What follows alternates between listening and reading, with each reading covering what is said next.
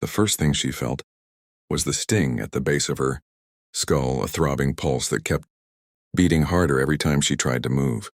Then came the pressure around her wrists, the rope cutting against her skin, rough and unyielding. Her ankles were bound too. She could feel the fibers scratch with every slight shift.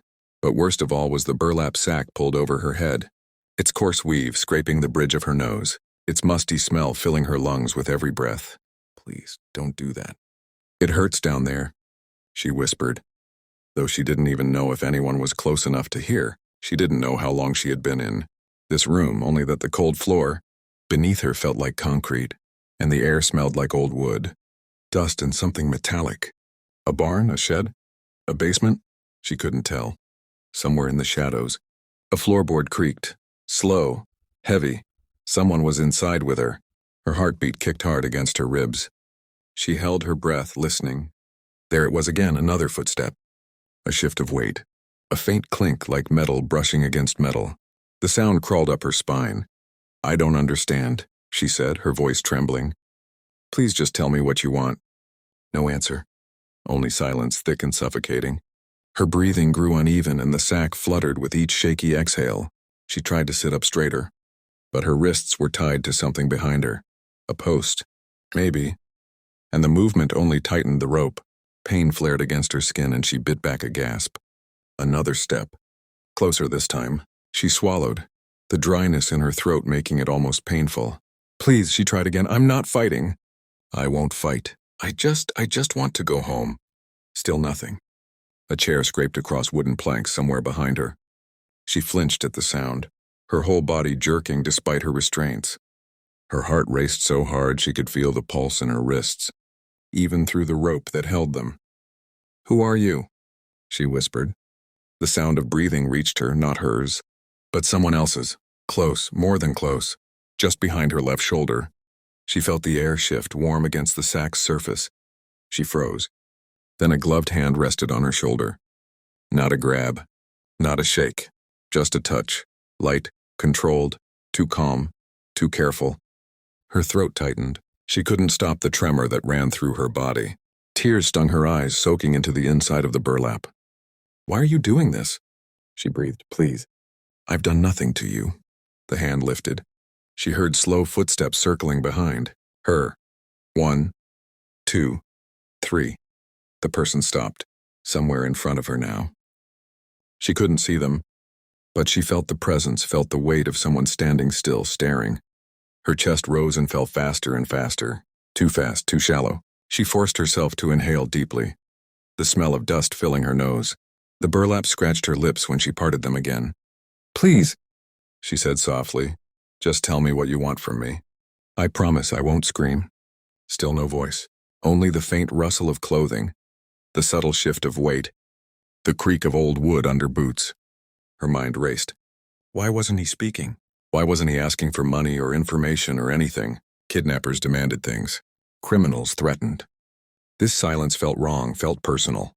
A sudden metallic click echoed in the room. Her pulse spiked. It sounded like a latch, a buckle. A knife being unsheathed? No, too late for that. A tool, a clamp? Her imagination spun out of control, filling the darkness with horrors. She squeezed her eyes shut even though she couldn't see. Sweat gathered at her temples under the sack.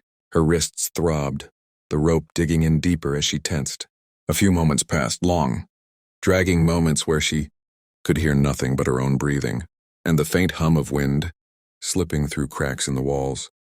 Then fingers brushed the edge of the burlap. Her entire body went rigid. "No, wait!" she gasped reflexively, though she didn't know why she said it. Maybe because the unknown was worse than the darkness. Maybe because she wasn't ready to see whoever was doing this. Maybe because some part of her feared the face waiting on the other side. The fingertips paused. The breath she held shuddered in her chest. Slowly, too slowly, the person slid their hand downward, taking hold of the bottom of the sack. The burlap tightened around her chin as they gripped the fabric. Her pulse hammered in her throat. Her mind screamed. Light touched the bottom of the sack. A faint glow, barely noticeable, but after hours or days in darkness, even a sliver felt blinding. "Please," she whispered, "just don't hurt me."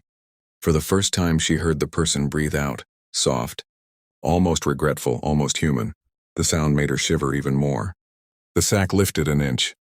Her eyes squeezed shut. Another inch. The air hit her chin, cool, sharp, carrying the scent of hay and cold night wind. The rope at her wrists dug deeper as she instinctively tried to pull back. Her legs pressed against the floor, searching for leverage she didn't have. Another inch. Light seeped in, enough to make shadows dance across the burlap, enough to make her see faint shapes moving behind the weave. Then in one slow, steady motion, the sack came free. Her hair spilled out first, falling over her shoulders, static from the fabric clinging to a few strands. Her vision blurred white for a moment as her eyes adjusted to the sudden brightness. She blinked rapidly, tears stinging, everything a hazy smear.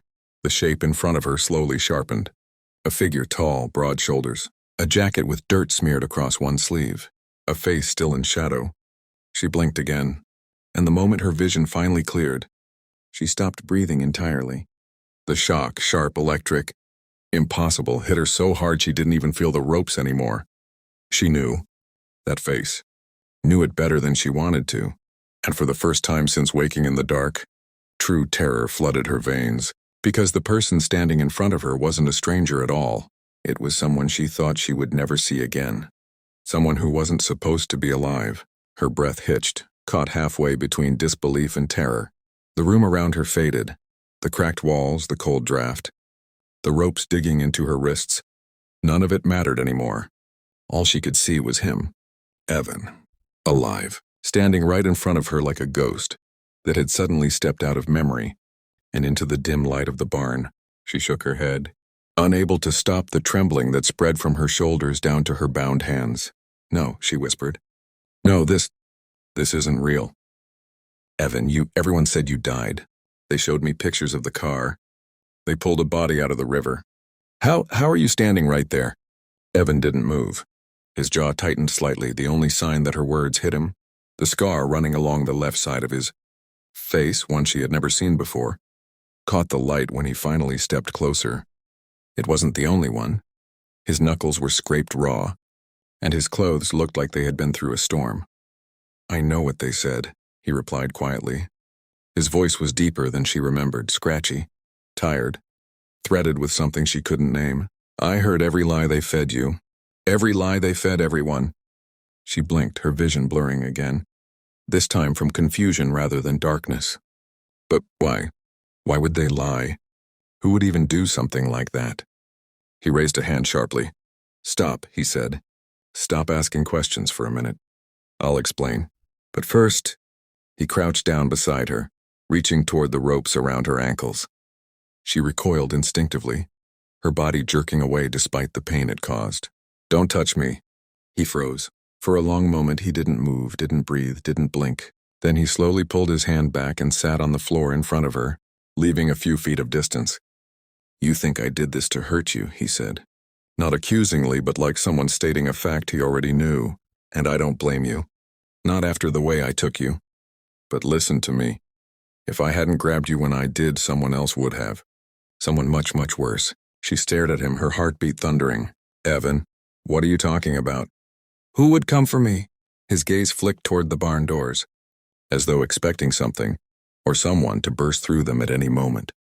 The wind outside moaned through the cracks, rattling loose boards. He leaned in slightly, lowering his voice. "The same people who tried to kill me." Her blood ran cold. "What?" "I didn't drive off that cliff," Evan said. "I wasn't drunk. I wasn't tired. I wasn't suicidal. Someone rammed my car from behind hard, sent me over the edge. Then they staged the rest. They planted a body in the river. They made sure the world thought I was gone." She shook her head again, her breaths coming shallow and quick. "That doesn't make sense. Why would anyone want you dead? Evan, you're not—" He laughed once bitterly. "I'm not important. I'm not the kind of guy people kill." He leaned forward, his voice roughening. "That's what I thought too. Right up until the second my car snapped through that guardrail." He looked away as though seeing the memory play out again. "I survived," he continued, "barely. I climbed out of that wreck with half my ribs cracked and blood in my mouth. I dragged myself through that ravine for miles. And when I made it to the highway and got help, someone beat the ambulance there." She felt her stomach turn. "What do you mean?" "I mean the police weren't surprised when they found me alive," he said. "They were angry." Her breath caught. He didn't give her time to speak. They tried again that night. At the hospital, his voice dropped to a whisper. They were going to slip something into my IV. I saw it. I heard them talking. I ran before they could get close enough. She stared at him, horrified. Evan, this is insane. You need help. You need to go to the police, real police, not... Every badge in that department is compromised, he snapped. Every last one of them. And if they know I survived, they know I'll go straight to the one person who can expose them. Her breath froze. Me? She whispered. Evan nodded. You worked in records, he said. You handled case files none of them ever expected anyone to look closely at. You found things, patterns, names, signatures that didn't match. You didn't understand what you'd uncovered, but they did. And when they couldn't find me, they went after the next person who might put the pieces together. Her skin prickled all over. But I didn't tell anyone about those files. I didn't even know what I was looking at. You didn't need to, he said. They just needed to believe you could. She felt the world tilt beneath her. And if they got their hands on you, Evan continued, they wouldn't ask questions. They'd make sure you never spoke to anyone again.